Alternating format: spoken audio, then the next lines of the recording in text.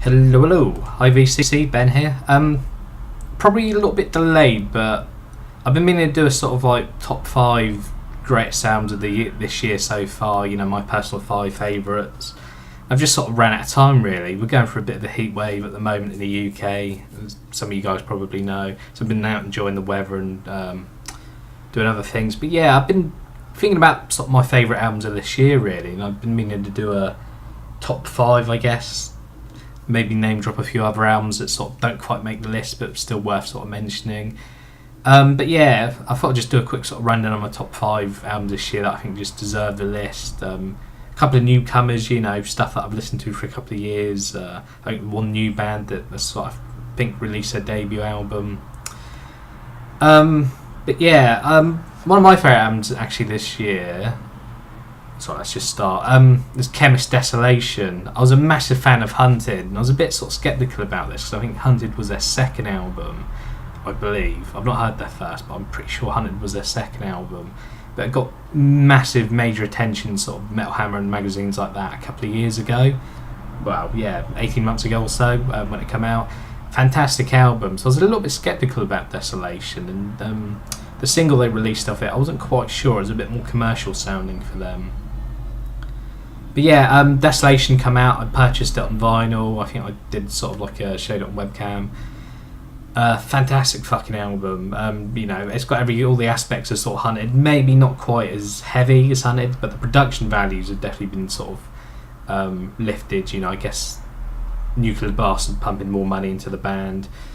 So yeah, some of the clarity on the bass was a lot nicer. Those dual guitar riffs, you know, the tones on both guitars sort of shone through a bit more. So the production value was, you know, lush and a lot more sort of high fidelity. So you could pick out the instruments a bit more. Not quite musically as interesting or sort of heavy maybe as Hunted, but some catchy choruses in there. But some of the melodies were really reminiscent of sort of like Iron Maiden. So yeah, even though this is only the first half of the year, you know, we're moving into August now. Still one of my favourite albums of this year, and I'm listening to it quite a lot still. And I can't really imagine it not being on my top 10 of the year, you know, come December. So any fans of sort of Sleep, Paradise Lost, Iron Maiden, definitely worth giving Khemmis Desolation a go. Another album that I think deserves a great big name drop, and I think definitely will be on sort of my end of year list as well as this year, is a band called Svalbard. It's with the album It's Hard to Have Hope, which I believe is a debut album. I think they're a Bristolian band. Yeah, sort of like a progressive, discordant. What do you call them? Hardcore metal sort of band, you know. But you know, they're on the same record label as Rollo Tomasi, but for some reason I just slightly preferred this to their release, even though I'm a big fan of that band as well. But yeah, this is really sort of you know, savage, sort of like discordant guitar riffs, you know, elements of Converge in there, and those sort of bands, you know, but really sort of progressive, sort of like weird time signatures. I just think they're a great band, you know. If ever I see them in a small venue playing locally, I know I'll definitely jump on the bandwagon to see these guys straight away, and I think this is sort of, you know, a good starting point for the band, and they'll probably progress and do a lot more hopefully. But yeah, I definitely think they deserve to get known. I know I've seen quite a few people name drop them already, so I definitely think it'll be appearing on a few sort of best of album lists this year, you know. So anyone that's a fan of Converge, Discarnate, and those sort of like thrashier, hardcore, punky sort of bands, definitely check out Svalbard with the album It's Hard to Have Hope. And my third choice, pretty common really, this is on so many people's lists, but it's Judas Priest Firepower. Just a fucking phenomenal album. I mean, I've actually got a bit sick and bored of listening to it now. I've listened to it so many times since the start of the year, since its release. I can pretty much, you know, sing all the choruses to every song on there, but it's got like classic dual guitar riffs, all those classic elements of Judas Priest, you know, catchy choruses that sort of get stuck in your head, so each song sort of stands out. The production value is great on it. I think Andy Sneap did the production on it, maybe. Great, fantastic sort of heavy producer. The clarity's there. I can't really say much more about it. Again, it'll probably make my favourite album of the year list come December as well. Another album, which is one of my favourites this year, maybe not quite as good as their previous material, but it's Ghost Prequelle. Again, not quite as interesting as their first 3 records, I don't think, but still, still catchy enough. There's still enough elements of sort of classic Ghost to sort of keep you entertained. Catchy choruses, fantastic guitar riffs. I just think a couple of tracks maybe they're a bit too simplified now, and they've got a bit more of an 80s sort of like catchy chorus type thing going on.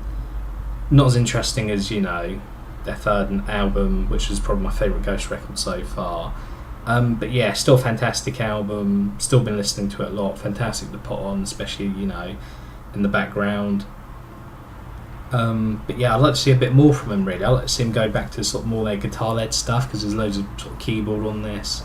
It's a bit more synthier, more essence of sort of just 80s like pop, I guess, on it as well, mixed in with the metal. But it's still a fantastic album. But yeah, it's come quite far away from their early release. Not quite Sabbathy sort of like guitar-led riffs, but more the catchy choruses sort of coming through. Again, still a fantastic album. Definitely one worth checking out. And last but not least, I sort of struggled really in the 5th position of what I would put as because I've got to narrow it down between so many great releases this year. I've had Sleep Sciences, which I've listened to quite religiously, fantastic album. There's a few others I was really struggling with, but I sort of in the end decided to base it on how many times I'd listened to these albums, and then I decided the 5th spot would be Amorphis-Queen of Time. Fucking phenomenal album, really. I thought in a band that had been going for 20 something odd years, maybe nearly 30 years or whatever, I've only started listening to them since Circle. But Queen of Time, I was a bit I had the single from it. I was sort of blown away and thought, this is good shit, I'm looking forward to this release. I wasn't quite, I enjoyed Under the Red Cloud, but it was a bit too experimental and not enough sort of catchy choruses. It was sort of the opposite of Ghost, really.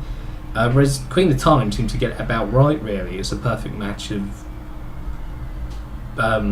progressive sort of guitar leads, shreddy guitar, classic sort of choruses, and classic Amorphis, but they've definitely sort of modernised their sound as well. And apart from sort of maybe outstaying its welcome a little bit in terms of length, the album does go fairly quick, given it's probably over an hour long. I can't quite remember how long it is, but yeah.